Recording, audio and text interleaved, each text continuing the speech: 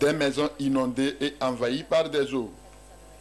C'est le constat amer fait ici à Agoy-Kitidjan Garage après la pluie de dimanche nuit et de la matinée de lundi.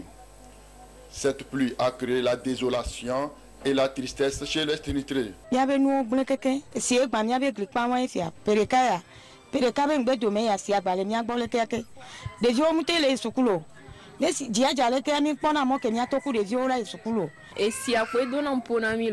Esia e dija vide kwa ahoya me kenkendo na kpalo me cuisine me mimte no na me ulo e ho me ko michina gade me chan e ho me chan si do na me budadu ba bin se ting budadu we to ko la bisu ta ho data bisu ba le de na le ting ne ta do to ko nyu. Ici, nous sommes en difficulté s'il pleut un peu. Les enfants n'arrivent pas à sortir pour aller à l'école. Même les maisons sont inondées. S'il pleut, on n'arrive pas à dormir. Tout le monde cherche à voir si l'eau va rentrer. On pense voir si ça va rentrer dans la chambre ou si ça ne va pas rentrer. La pluie a également entraîné le déracinement de certains arbres. Pour la zone, les habitants souhaitent la construction d'un bassin de rétention d'eau. Chaque fois qu'il pleut, c'est dans cette situation on se retrouve. Entre-temps, ils nous avaient promis qu'ils vont faire un bassin, mais jusque-là, voilà, pas de signe. Donc c'est une doléance qu'on demande au maire de faire quelque chose pour nous, quoi. Sinon, plus ça continue, plus on ne sait pas comment sera demain. Ici, il faut un bassin. Si aujourd'hui on vient, on fait un bassin, la route là serait dégagée. Agoy-Kitidjan est l'un des quartiers inondables de Lomé. En attendant la solution idoine, les habitants du quartier sont invités à prendre des mesures nécessaires pour éviter des surprises désagréables.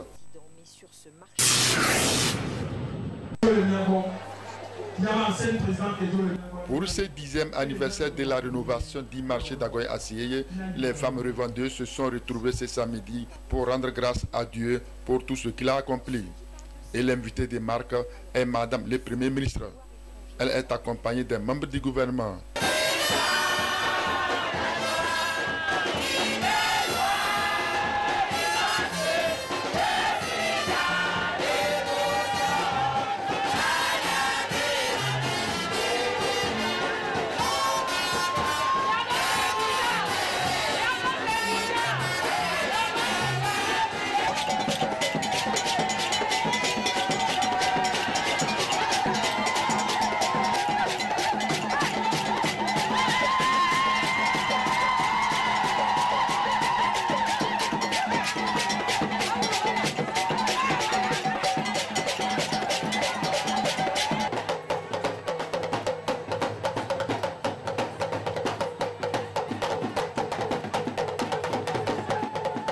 L'occasion pour ces revendeuses d'exprimer leur profonde gratitude au chef de l'État Faure Gnassingbé pour sa vision éclairée et sa politique de promotion de la femme.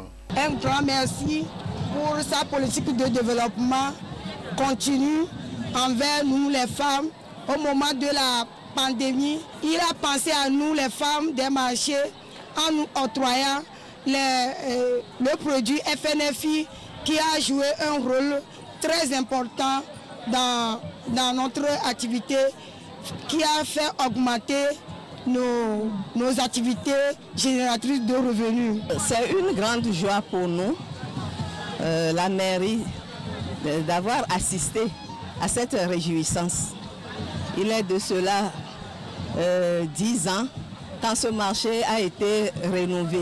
Beaucoup d'entre elles sont épanouies aujourd'hui. Avant, elles étaient sous le soleil, elles se plaignaient. Et maintenant que cette rénovation fut faite, elles sont en joie. Les revendeuses d'Agoy-Assiyeye ont saisi l'occasion pour présenter quelques doléances au chef du gouvernement. Nous avons le problème de place et nous voulons que le chef de l'État nous aide à ce que nous, les acteurs du marché, nous pouvons rester dans le marché. Madame le Premier ministre a indiqué que toutes les préoccupations seront prises en compte. Elle a saisi l'opportunité pour inviter l'assistance à la culture des valeurs de paix, de vivre ensemble. Le marché Agoy-Assiyeye est bien organisé et structuré.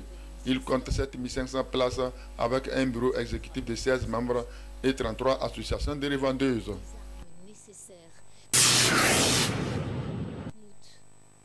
C'est la route de la fosse septique biophile en cours de construction dans une nouvelle habitation.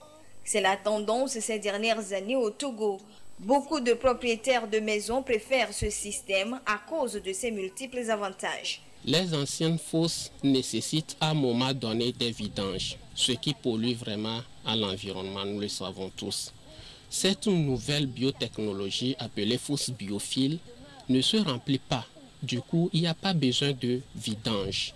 Elle occupe peu d'espace et dure pendant longtemps, 25 ans voire 30 ans, sans vidange ni entretien. Si nous prenons par exemple les anciennes fosses septiques, il faut dépenser au minimum, même si vous avez un maçon dans votre famille, il faut dépenser au moins 500 000.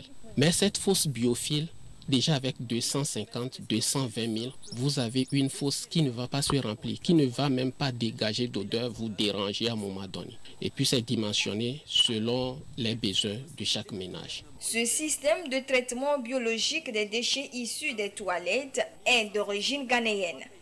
Il fonctionne d'une manière spécifique. Cette fosse est basée sur une biofiltration. Lorsque vous chassez les matières fécales viennent dans ce que nous appelons biofil ou bien biodigesteur.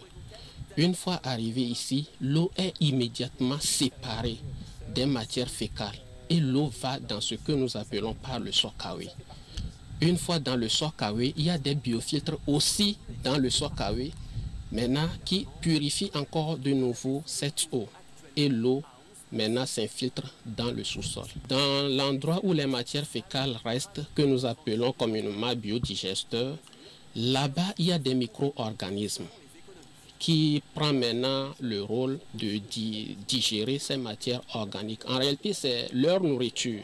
Lorsque vous envoyez vos matières fécales dans cette fosse, les micro-organismes vous remercient beaucoup parce que vous leur avez donné ce qu'il faut pour vivre. Aujourd'hui, la fosse biophile est reconnue par les Togolais et vraiment, ils investissent beaucoup dedans. Plusieurs installations de ce système sont à l'actif du jeune Togolais Vincent Afangbeji.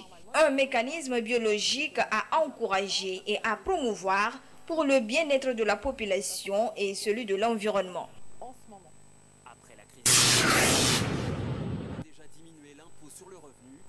Face au problème du chômage et du sous-emploi, certains jeunes Togolais ont opté pour la formation professionnelle. C'est l'exemple de ces jeunes dans ces centres de formation des Caris à Lomé. Je suis aussi étudiant au département d'Angra à l'université de Lomé.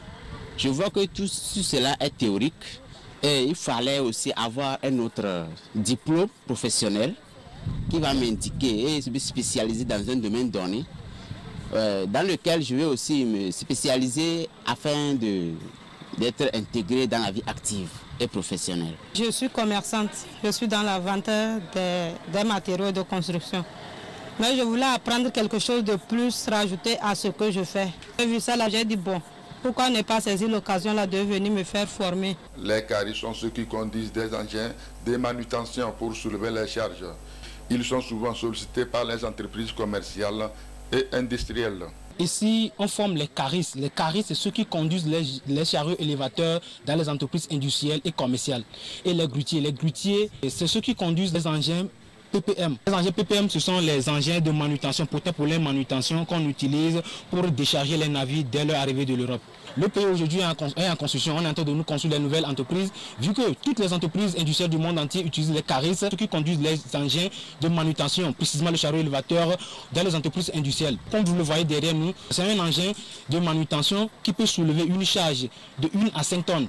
On a le diplôme, mais on n'a pas le diplôme professionnel. Mais aujourd'hui, c'est le diplôme professionnel qui aide les gens à gagner rapidement un boulot. Comme toute formation professionnelle, la pratique est associée à la théorie. Bon, d'abord, si les apprenants arrivent, qu'est-ce que je fais? Je leur définis ce que c'est qu'un chariot. Parce qu'il y a beaucoup de chariots. Lui, on le colle le nom élévateur. Parce que ça prend une charge qui peut soulever à une hauteur de 4,50 m et il la descend. Il peut poser ça, mais descendre ça. Ce chariot, c'est un chariot mécanique. Ça se conduit comme une voiture. Il y a l'embrayage, le frein et l'accélérateur. Donc si vous arrivez à maîtriser ceci, directement si vous voyez une voiture, vous pouvez conduire ça. C'est la même chose comme une voiture. Il y a 2 leviers de vitesse et 2 leviers de commande. Mais les leviers de commande, ça se varie suivant les chariots. Vous pouvez trouver 3, 4. Il y a aussi des vérins qu'on appelle des vérins d'inclinaison qui marchent avec le levier d'inclinaison. Il y a 3 vérins aussi d'élévateurs qui marchent avec un levier de commande qui fait monter et descendre. Il faut maîtriser correctement l'entrée dans les palettes, comment les poser sur les camions. On les colle. Vous posez les 2 faces.